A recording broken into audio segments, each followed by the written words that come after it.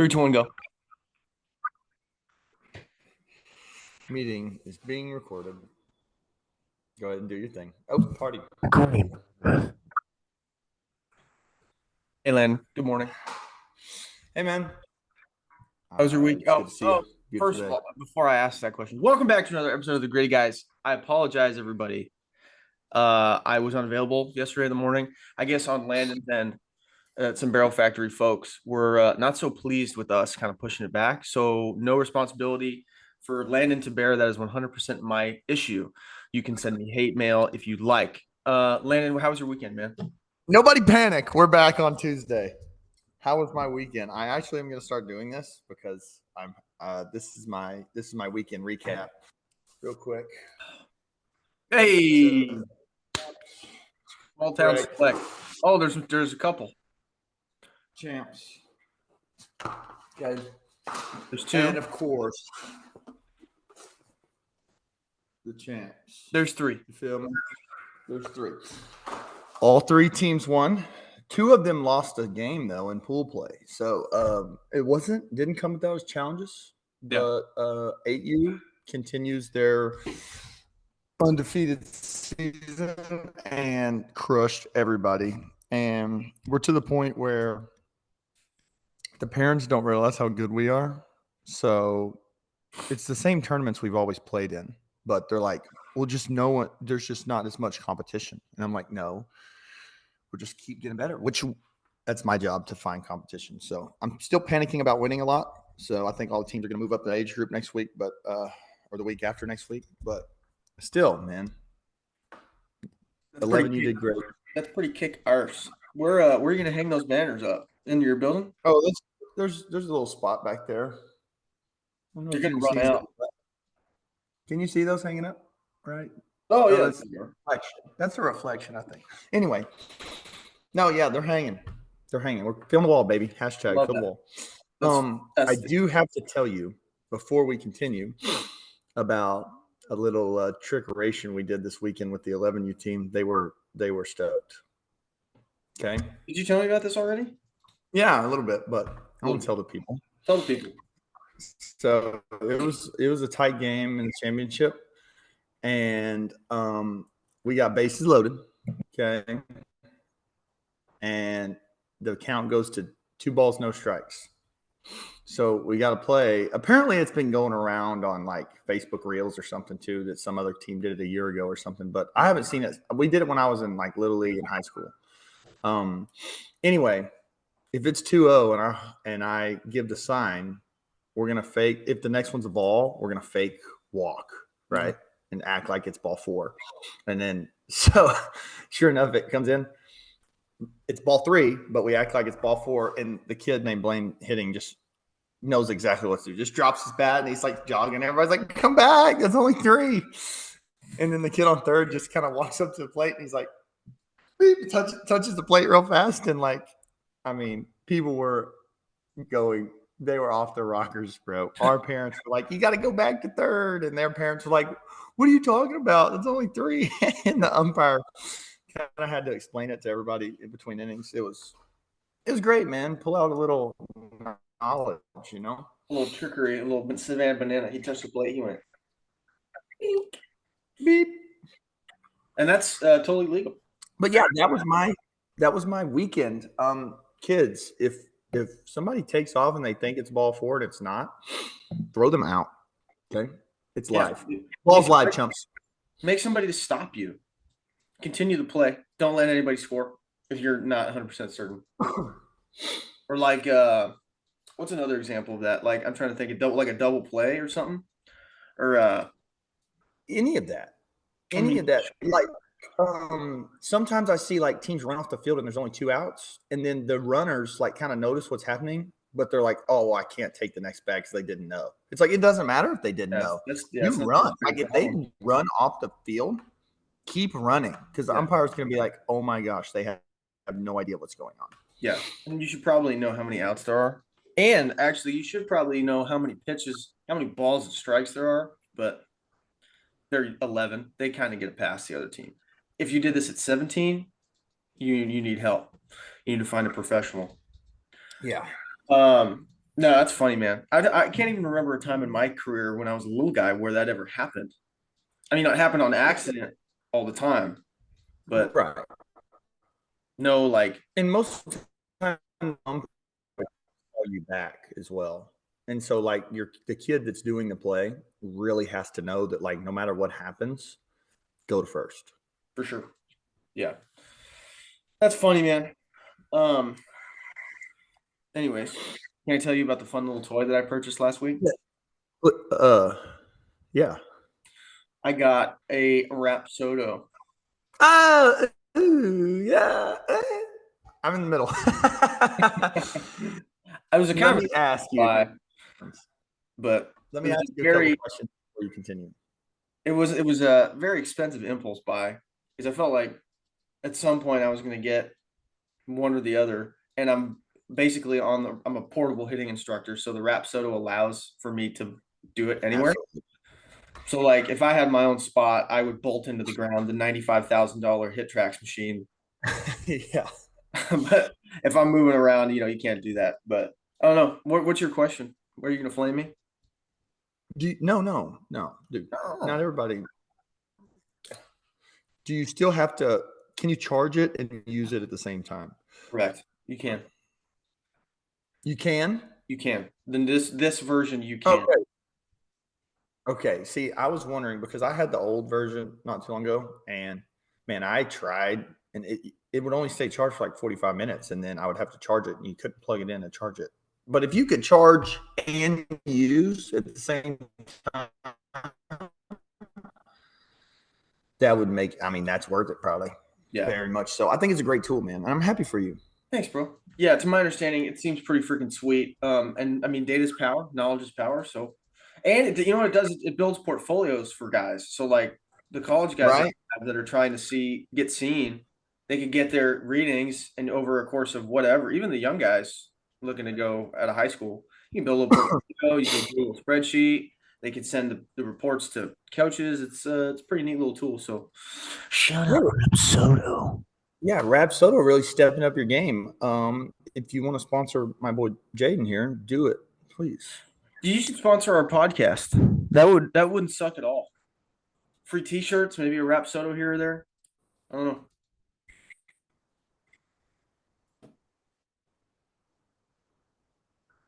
Landon's mic Got is so delayed. any? You just Oh, cut I out. got unstable connection. I hate that. Guys, Landon Dietrich's the only knock on Barrel Factory. And believe me, I'm a fan of Barrel Factory. All right. This is my film hat every day. I love Barrel Factory, but their Wi-Fi is terrible, and that's totally fine.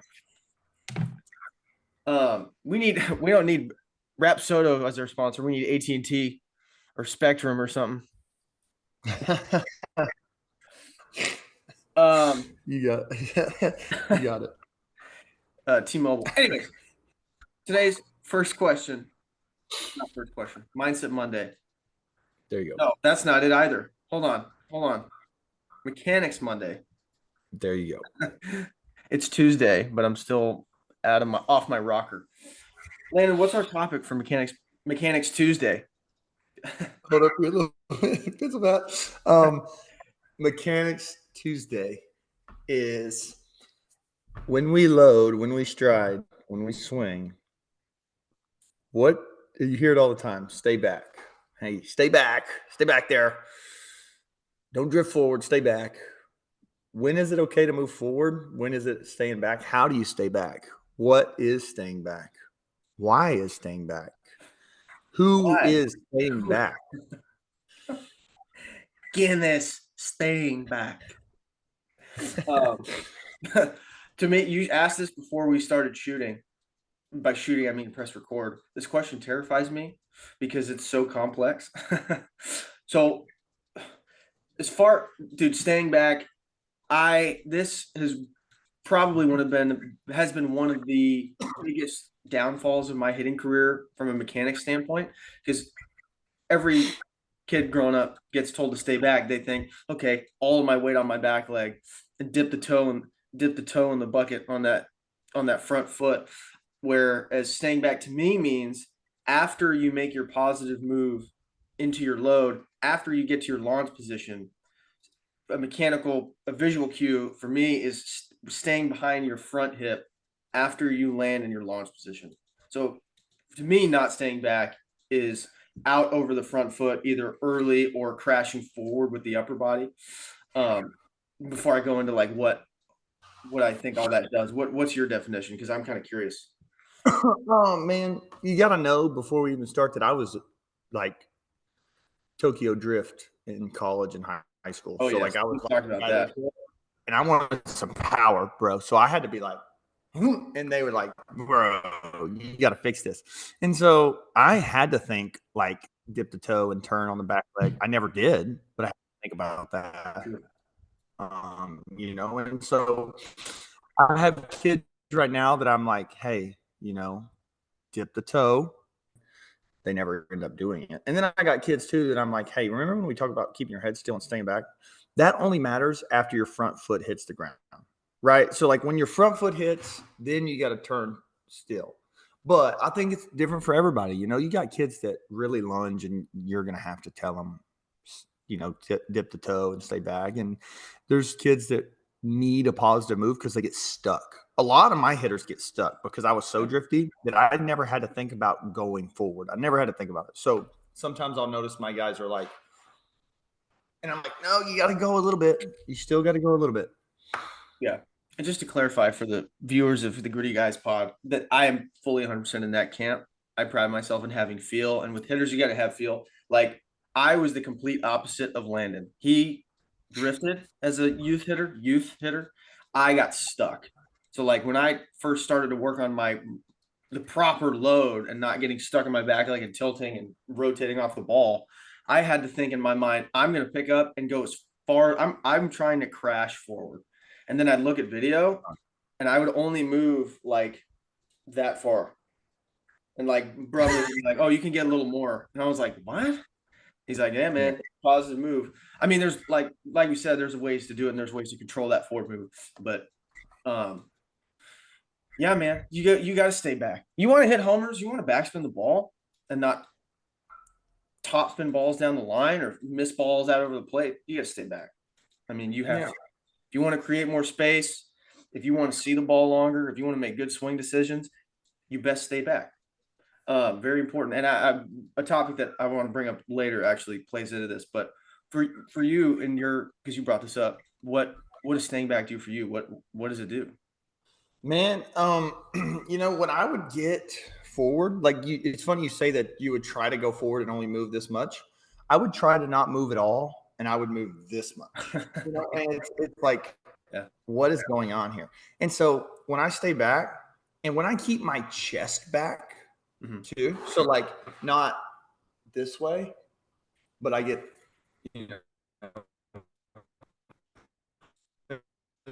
You're frozen again. Behind it. There you go.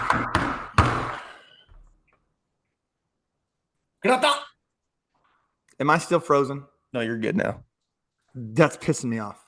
Okay, but when I get behind the ball, I never teach launch angle, but they hit more line drives. They hit the ball. If you're trying to hit the ball in the gaps, like you can't be chest forward just driving it to shortstop. It's not going to work. So hips back, chest behind the ball, eyes behind the ball was great for me.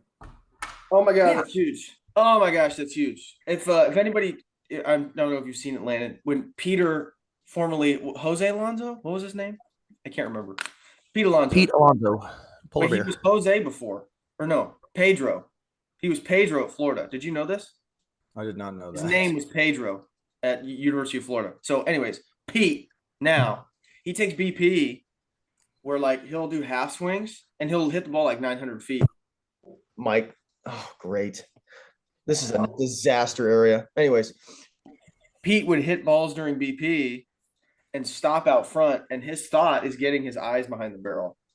That is huge, not only for barrel path, but like you said, for staying behind your hip and staying back. Because like if you're lunging forward, you're going to go with the barrel, and that'll flip it out front. So if you're thinking that move, that's going to keep this there and not going there. Like I was talking about that with a kid yesterday that was lunging a ton. So important. Gosh, that's good stuff. Man, you're smart, man. No, thank you.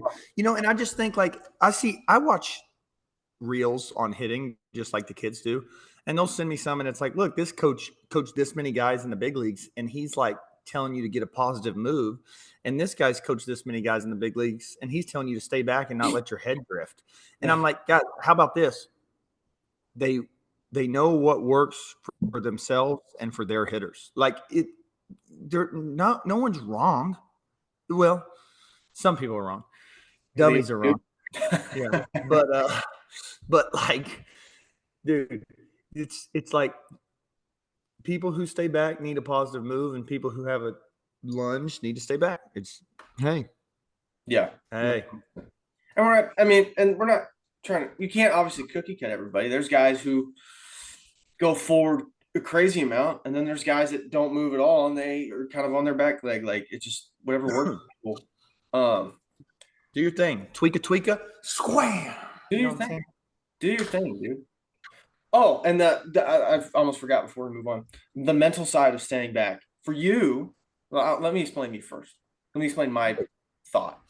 Staying back, mindset wise, thinking having good direction, thinking inside part of the baseball and letting the ball travel. I think you like that. That's my scout location for my pen. If your eyes are too far out in front of the plate and you're pushing your contact point out front, obviously it's going to be hard for you to stay behind the baseball. You obviously want to see it out front, try to drive the baseball out front. But, if you're thinking pull side, if your direction pull side gap and you have a lunge problem anyways, it's only going to get exacerbated. So at least for me, eyes behind the baseball, inside part through that thing. What do you think? Can I add? Yeah, that is perfect. That is, I hear you, and that's great, and I love that. So please, kids, do that. Also, if you're trying to think of a positive move, do a slow load, Yeah. please. Like if you're jumping, like if you're like, oh, I need to get forward, and you go, woo, like just do it slow. It should be like under control, slow and early. Wham, do it. Classic Landon wham. We need that. Wham. When we do the intro, we need you to say wham, and we can whammy it up. Well, it's always something different too. Like sometimes I caught myself the other day, and the kids are like, every time I do it, I'm like, just do this, and then wham, and they're like, do I have to say wham? And I'm like stop, yes, quit playing with me.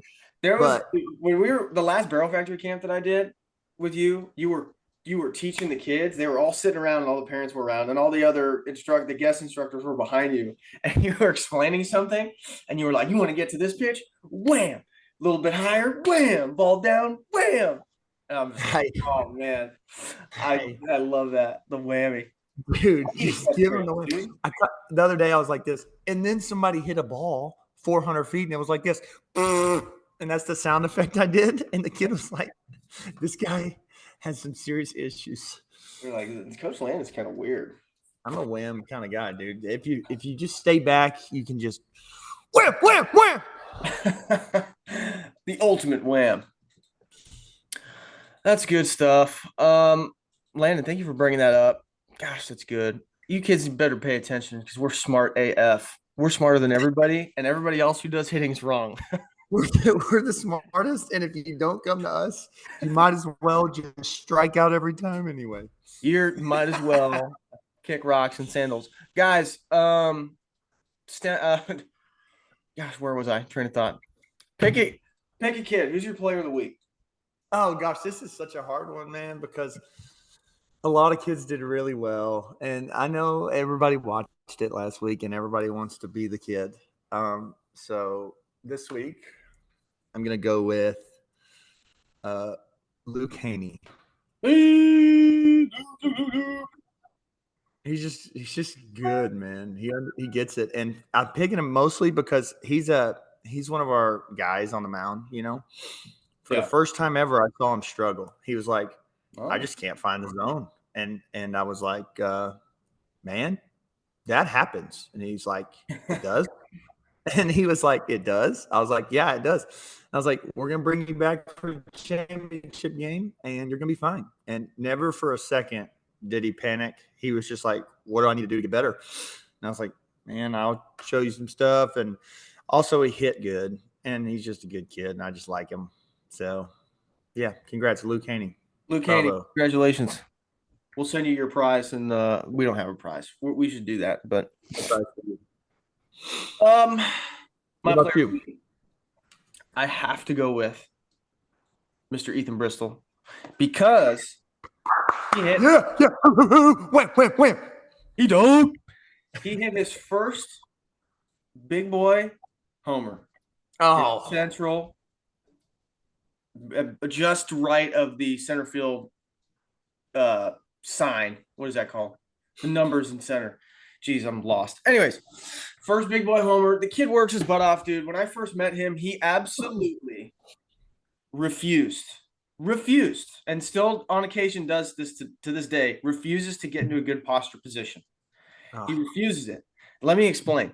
Hopefully it's not messy back here. Let me try to explain this to you. So, Landon, when you consider posture, what do you think that looks like? hey man, get into a stance you would guard me in basketball in. Now put a bat up. Hey, there you go. All right, that looks. I've explained that, right? So I go, hey, E, you're a little upright. Can you get a little bit lower? He goes. Oh man, it's Chris I Bryant. go, push your butt back. He goes. Like, no, chest forward. I'm like, dog, literally 7 months. Spot with this kid, 7 months to get his damn butt back, chest forward. And he's a little monkey, but he's damn good. And he plays, not only is he a great hitter, he's like a gold glove defender at 11 years old. Just a vacuum. Dude, he's 11? He's 11 years old. I'm telling you, these kids would play thrive for on your team. I'll send you a video. He smoked it. I But saw it on Instagram. did you see it? Yeah, tell You me. see all his buddies freak out? Yeah, dude, that's how it should be. My Madison, my girlfriend, who everybody doesn't know that, her and all her friends that follow me all responded to the video and were like, his friends came out to say it. Congrats. It was so cute. Oh my God, his friends are so supportive. I know. So, Ethan Bristol, congratulations. Thank you for your hard Hey, work. can I say something to Ethan as well? Please. First home run. Welcome to the club, baby. Welcome to the club. Welcome to the big boy club. Nice, man. Pretty cool, man. Homers are good. You shouldn't try to hit them on purpose. You should do them on accident, but they're pretty damn fun. Landon hit a bunch. I didn't. So. Oh, that's beautiful. That's a beautiful thing. Beautiful thing.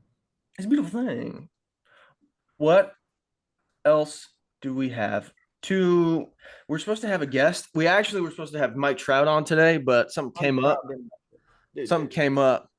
Gosh, that guy. Mike, during the offseason, he's like, Landon, I love you. And trust me, you're my best friend and the best hitting coach I've ever had. But I am with my wife and kids. This damn Trout guy, he's canceled on us 3 times, but it's all right.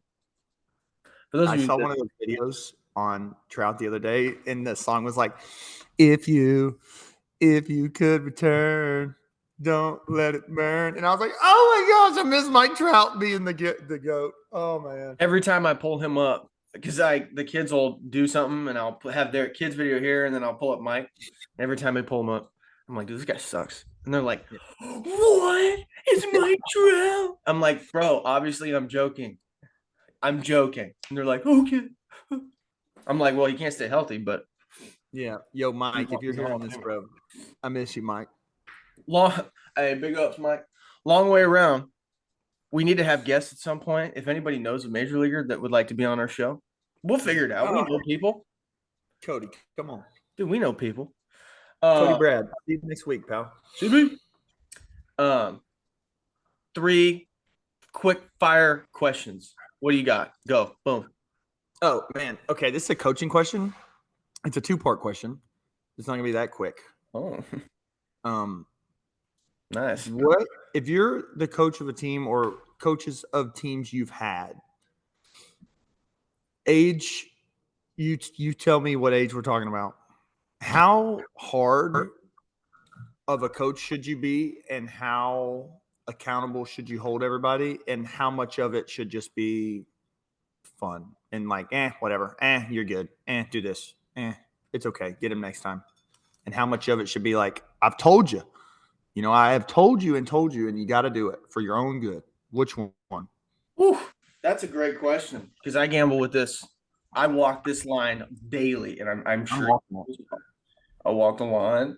Um, man, it's complex. So I think the subtle nuance between coaching a kid hard and not coaching a kid as hard and kind of being more fun or whatever is their willingness to want to be great. That makes sense. A 6 year old, if you have a 6 or 7 year old and you see that they're not getting visibly frustrated and they're laughing and having a good time and you're making adjustments, if they're not listening to you, it's not you shouldn't take it personally because they're little, and they're just having a good time. That's like, to me, that's like wiffle ball in the yard, where you can get better at playing wiffle ball in the yard. You can become a better baseball player. But the kid that's like, even I have even 8 year olds. I have a switch hitting 8 year old who is just electric. Like he's a legit switch hitter on both sides. And the distinction is he knows he's good. He knows that he wants to play baseball a long time. And he just is lazy. He just sometimes he's a little bit lazy. Sometimes he needs a kick in the pants. And like that's when you go, okay, maybe you give him a warning at first and be like, hey, like you need to start listening. Then it can go into, hey man, you have so much potential and your ceiling is so high. You don't understand. Like I have to keep reiterating to these kids, you don't understand how good you are. You don't understand how good you can be. Um, if hopefully that makes sense. That's the distinction. It's a kid that knows that they want to do well, that is like frustrated with himself. And if they're just completely ignoring you, that's the time to get on them. What do you think? How much time do I have on this topic? We actually have 9 minutes and 27 seconds left. Look, man. I have a 7U team.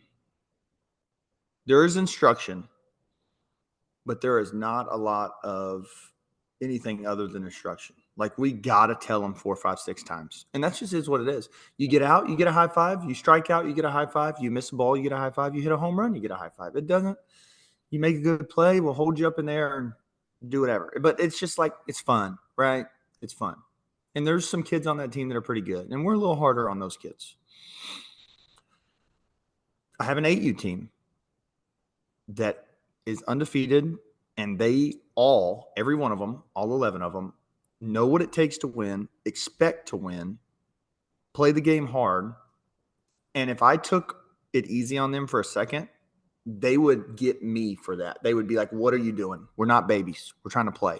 So it goes from 7U when we're like, field it between your feet and throw it hard. And then 8U is like the pitcher, I'm like, it's a ground ball to first and they don't get over. And I'm like, how many times do I have to tell you to get over before you do it? And it's like, they're like, oh gosh, like Landon's getting after this team. But they know what they want, right? Like we're all on the same page. Like we want excellence, and that's what the parents want, and that's what the kids want, and that's what the coaches want, and that's what I want. So it's like, get over, do this, do that. But it's still fun, right? I toed the line. I get it. And then as it gets older, I'm pretty hard on my 9U team. I'm pretty hard on my 10U team. On my 11U team, where they do things right, I'm pretty laid back. I mean, we joke around. We have fun. We do whatever. So I think it really depends on, one, the age and what you want to get out of it. And also, I tell the kids all the time, it's like, when I'm staying on you about the little stuff, you have nothing to worry about, right? Like my favorite kids, I am on them harder than anybody else. I promise. Yeah. It's when I'm not on you, when you do something wrong and I'm like, whatever, he's not going to get it. That's when you need to panic. Yeah. And I mean panic, because like you're not getting it and I've given up. And I haven't done that to a kid this year, and I probably will never do that to a kid. But if I ever just stopped and I was like, this kid ain't going to get it, that's panic mode for the kid, because I just don't care anymore. And that's last point is like, I never get on kids for missing ground balls or striking out. I might be frustrated, and they're probably frustrated as well. But like, you miss a pop fly, you miss a ground ball, we're not going to have a talk about that, because one, I need to get you more reps, and you didn't mean to do it. There was no lack of focus or effort or attitude there. All it was you missed a ground ball. It happens. But like jogging around the bases, not knowing how many outs there are, not knowing the count, not paying attention, not tagging up, not doing what I'm asking you, I'm gonna get you. I've been so much harder on kids this year since we've been winning than years past when we were mediocre. Like now we're good, and I'm like, okay, you guys want to be good. Well, now we're raising the bar one more, and I'm like, kid goes back to second and tries to tag up with 2 outs, and he's rounding third. He's gonna score anyway, and I'm like, what are you doing, son? You got to know the outs. You got to know the outs. And he's like shaking his head, sorry, on the way home. And I'm like, dang, I'm just a mean, nasty coach. You're a big old meanie. No, man, I think you hit something kind of hard there. Like you're the place of if your coach is giving up on you and he's not going to willing to push you, that's not a good place to be. They have given up. Whereas like if at least on my end, there is I think a great coach player relationship. There's a mutual respect that goes on between player to coach and then from coach to player. Like if you look at the great coaches out there, like Nick Saban, for example, like all his players love him to death. And obviously Saban loves those guys like sons, but he's harder on them than anybody than their parents. Same thing for us. Like if you develop rapport and you like in your case, if you have a great team and you guys are winning and your players like you and they know you're a great coach and instructor and all that stuff, and you know that they're good, you know they can win, you know they're willing to learn, that's when it can be great and cool and fun. But when it's time to kick them in the butt, you can do that. And it's okay, and they don't get scared and pull away. Right. Like if obviously, like if I see a kid for the first time, or you see a kid in the cage for the first time who's 11 and he doesn't do something right, and you've just met him 5 seconds ago, you're not going to like get on his ass. Like it's just you may remind him later on, but that's when I think that kind of stuff starts to happen is after you build rapport, after you grind through some stuff together, after that you both know that there's a mutual understanding of, okay, this is what it is. If that makes sense. I think a lot of coaches expect respect like right away. Like they're like, oh, they're a kid, they need to respect me. I think you get respect when you treat kids like an adult, because you gotta earn their respect as well. Like you gotta do some stuff. They gotta see you grind. They gotta know that you know what you're talking about, especially like 10, 11, 12-year-olds. I think one reason I get along with my players so well is because I treat them and talk to them like they're adults. Like I've had so many coaches that's like, we're playing a team that's 0-20, and they're like, this team's going to come out and hit. You guys better be ready. And then we find out they can't hit at all. They couldn't hit water out of a plane over the ocean. So it's like, and I'm like, well, that's just a lie. But like, I'll tell my kid, like we were playing a team first the other day, and they're like, how's this team? I was like, guys, I'm gonna tell you what I know. They're 5-6. They lost to a team we've already beat. Like, this is all true, and I'll be like, this is who's pitching. And and I just talk to them like they're adults. I'm not trying to hide anything. And I'm not like, I'm not like, oh, go sit down, kid. The adults are talking, kid. They're like, what do you mean, coach? I'm like, well, this is why, why am I not pitching? Why am I not pitching? Well, buddy, you can't throw a strike. That's honest, and they like it. That is 100%, I think, a professional baseball thing. I like if I don't know a guy and something like that, somebody says that, I know that they played either professional baseball or very high. It's like in professional baseball, I don't know if everybody knows this. I don't know if you've explained this. Like you and your coaches, you're not even your coaches, really. You and the player development staff are kind of almost peers, I guess. If you notice that, like big leaguers, when they talk about their managers and their coaching staff, they don't refer to them as coach. They refer to them as their name or their nickname. It's because everybody kind of has that same mutual respect, and you're all should be on the same team development wise to get those guys to the big leagues. And like, there's none of that in pro. Like if somebody went up to, whoever and was like, hey, kids, sit down. Like the big boys are talking. You'd be like, what? It's just not how it is. And everybody's honest and everybody respects each other. And I think for me, that was much, much more fun than getting yelled at and running and all that all that stupid stuff that happened in college. But there's a time and place for it. But Yeah. I was groomed in high school to be like, coach this, coach that. And obviously, yes, sirs, right? Like I still do yes, sir. And that's a big Texas thing. If you grew up in Texas, you're yes, sir, no, sir. And I still do that to this day. But like I remember in college, I got there and my coach's name was Nate. And then there was Skip for Skipper. I think we talked about that. But he didn't go by Coach Nate. So I was like, Coach Nate. And he's like, don't do that. Right. Just the same way I didn't. And now I do it to you. Right. And like I got to the minor leagues and it was like, our coaches' names were Garbs, Harry, Louie, and then there was Skip and geez, dude, even in big leagues, Dave Roberts, Dave Martinez, they're Davey. It's like, what did Davey say? And I'm like, are you talking about the guy like Davey, like the Davey? And they're like, yeah, Davey. I'm like, oh, dude, Davey. During our spring training game, Davey was walking through watching the games. I'm like, Dave, who? Dave, what? Mark, the guy. Hey, even when somebody one time was like, Mike's up there, and I was like, Mike. Like, there's 19,000 Mikes, and he's like, Mike Rizzo. And I was like, oh, you mean our GM? Oh, the guy who owns us? Yeah. Oh, yeah. Holy smokes. Don't say Mike. If I wasn't nervous before, here we go. At least Mr. Mike. Bro, we got less than a minute left. Can we pause, cut? I can get some water. I'll jump right back, then we can continue. Yeah. Okay. We're back. You want to check it out? No, go ahead. You can make me nervous.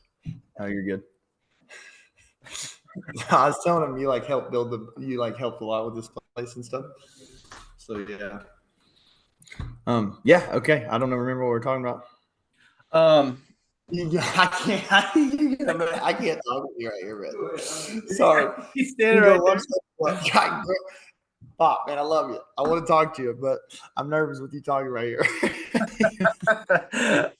For those of you that don't know about Landon Dietrich and why he's a hardworking son of a gun, his family are some of the most hardest working people. They're farmers, guys. They're generational farmers. And Landon is not a farmer, but he's got it in his blood. He's been up in that grain. Yeah. Okay, so okay. I remember what we were talking about. So my next question, my two parts of my question had to do with Nick Saban, actually. Ooh. You brought him up. Do you think people like Nick Saban are wasted on football coaching instead of like being the president of the United States? Oh, 100%. I think if you look around, I mean, there's a bajillion guys that are fantastic human beings and great leaders and hard workers that aren't in politics because they don't want to deal with that. Man, dude, if Nick Saban, he's so good. I'd vote for Nick Saban as president, 100%. Dude, granddad, what's going on back there? He's getting working. Yeah, man. I mean, there's not only is he a great coach, but he rallies. I don't know, and maybe that could be a side segue of this. Like, how do you learn how to rally around people like that? Do you learn how to get people together as a group and rally towards a common goal? Like, that's crazy. There's so special at that. But also accountability is his thing, right? Like, so we were talking about hard coaching and like he's the hardest. He's like, have you seen that video that's like, Jarrell, no, run it again. It's cut. He throws his cat. Yeah. And it's like, that guy didn't cry about that. He just was like, hey man, it's cut. I didn't cut. And like, but like also the respect thing has to be huge. But I don't think you can hold a country accountable.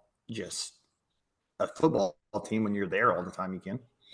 Yeah, that's politics is weird because you can fire people and try to hold your cabinet accountable, but you really can't hold every person in America accountable. It's a whole thing. But I mean, like just not even holding them accountable, just the message that you're trying to get across and what common goal that you're trying to achieve is huge. And I think some people in this great nation can hear some of that. Yeah, dude, he's awesome. I love to talk to that guy. He seems very intense. He probably wakes up just like all day. Oh, dude, has to. Do you have another question, or do you want me to go with my question? Man, you go. You go. I'm gonna go. So the other day, not yesterday, but the day before, I was watching the Los Angeles Dodgers play the San Diego Padres at Dodger Stadium when fans were throwing baseballs at Profar in left field. And it was right at the. Did you see this? You don't. You don't. No. You were busy. Um. So it was a close game. Whatever. Padres were up a little bit.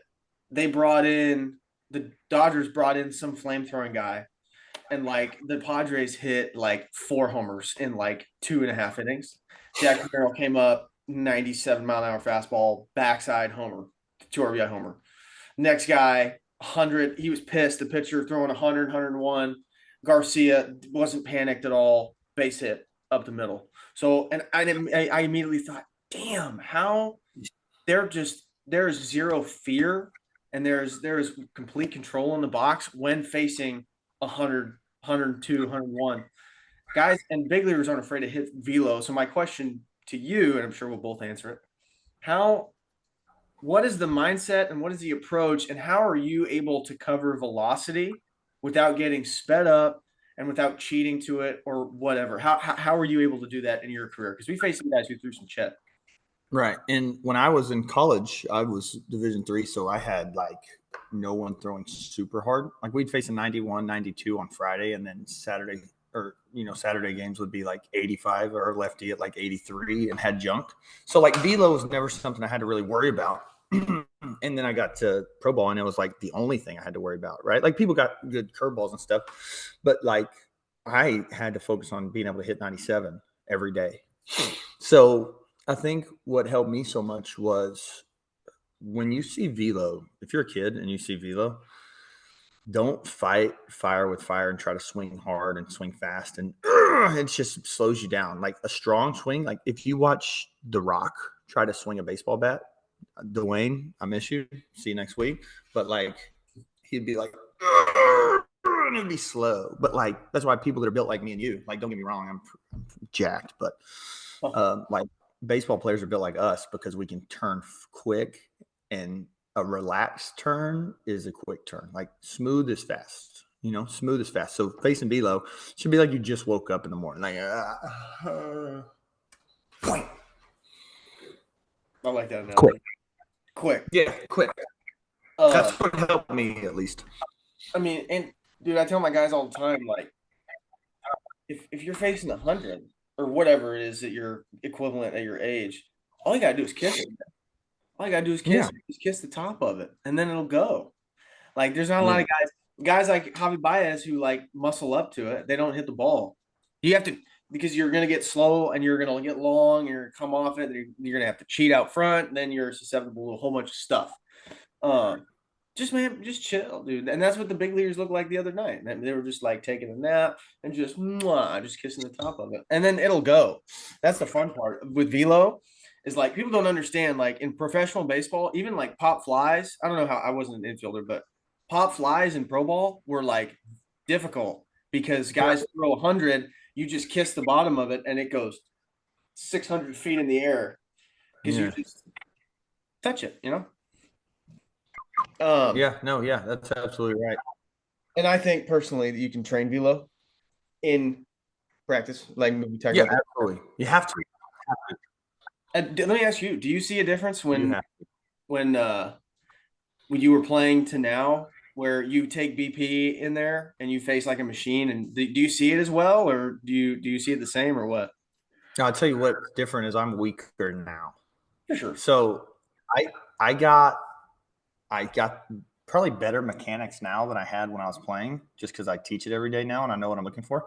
And I can still hit, but I can hit if I'm using like a 31, 28. But like if I have like my 34, 31, I am going to be behind and I'm going to be like, it's just the bat. My old bats are too heavy. Now, if I get a softball bat in my hand and we're throwing super velo, I'm like, dude, turn it up. You want to see me hit good? Turn this thing up, mix with the curveball, and I'll smash. And I do. But I think if I'm trying to show the high school boys how to hit and they give me their bat, I'm like, Jesus, way heavier than I remember.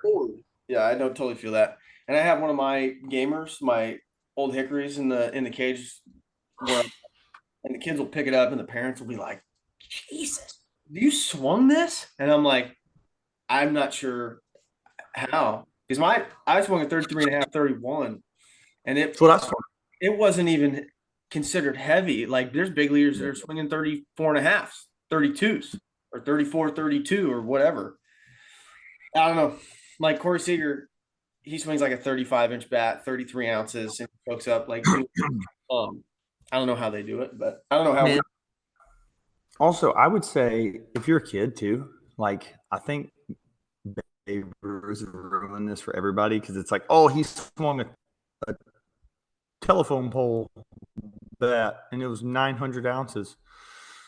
Swing a bat you can swing, please. It doesn't matter that much. The size of your bat matters almost zero. What matters is your mechanics. So if one bat's making you do this, and one bat you can just do this, I promise you, it won't be that much of a power difference. I'm telling you right now. I'm a fan of light bats. I would, and we might have to test this if I come down to you or you, whatever. We should get heavier bats for us, and then we should go lighter and see which one gives you more exit velo and more distance on the baseball. I reckon it's the weight is the bigger multiplier. Have you seen Baseball Bat Bros? Yeah. Okay, so their furthest hits, like when they hit it like 130 off the bat, they use like a 27 drop five, or like a 32 drop five, 32 27, and they're like, oh, it was 130, and then like the only thing that matters, I'm telling you, we'll do the study, we'll record it, but the only thing that matters is bat speed. If you can swing it fast, it can go far. I could hit a home run with a fishing pole, I swear, because I can swing it fast. No, but I tell the kids that because they're worried about what bat they use all the time. They're always worried. They're like, well, my Hype Fire's hot, but my Cat X2 is hotter. And I'm like, I could give me some sandals and this pencil bat, this pit blue marker, and I could hit it further than you because 100%. You need a good swing, not a good bat. Swing with, it doesn't matter. Just get a bat you can handle and swing it. It doesn't have to be heavy. You don't have to swing the heaviest bat on the team. You just have to have the best swing. And if it's the Soldier Tank and it's freaking rainbow, burn it because I can't stand it. Oh, you're gonna or a pencil bat. Or a pencil bat. I'm out on it. Mad Barrel Factory. I'm sure I'm gonna get some hate for that. But give him hate now. We were around when there was like 5 bats that were good. I mean, there was a lot, but not. I don't think as much as today, man. There's a lot of bats. Yeah. But it's fine. Oh, and people you would never expect are all about like, well, let's test which bat's hotter. And I'm like, here's a scenario for you. They do test on the bat, and they're as hot as they can possibly be without getting banned. Like I promise. So just use it. Like, yeah, I don't know. Honestly, just find one that looks cool and just feels nice, and just get a good swing, man. Figure out how to hit the damn ball good, how to move good, and I think you'll be okay. Yep. Do you have anything else, man? I don't think so. I don't think I got anything. Guys, hey, ad break late in the show. Barrel Factory, beautiful Riesel, Texas. It's a beautiful little thing. It's all blacked out. Coach Landon's there. He's handsome. He's got a whole bunch of cool stuff there. Field on the side. Landon, I've had many of my guys be like, I want to go to Barrel Factory and check it out. Oh, and Jagger told me that his family was going to roll through Riesel and say hi. One of these, I think they're going to Austin or something at some point. But yeah, tell them to, man. That was hitter of the week last week, right? Yep. I told him, roll through. Landon would love to have you. He'd love to see you in the cage. Go say hi to Landon. His office is kind of tucked away, but you can just run in there and tell him I said to do that. I have an online program. It's great. If you don't have an instructor, if you're in the middle of nowhere, Jaden Fine, BTB on Instagram, shoot me a DM. Landon, why are you not in the online sphere yet? Well, I know the answer because you're too damn busy, but yeah, the answer is because I have time to do nothing. And yeah, I got to figure that out because I love baseball, man. I love the kids, but sometimes people ask me for lessons and I have a hard time saying no. And I'm just like, I don't have time, I don't have time. Or you're going to get tired, but we dogs, bro. We the Gritty Guys pod. You know what I'm saying? There ain't no tired. I've never heard of that. Landon, I love you. I appreciate you guys. Thank you for listening.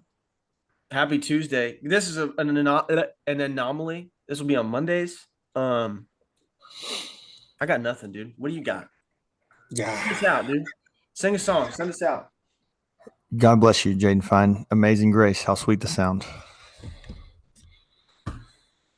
Bye.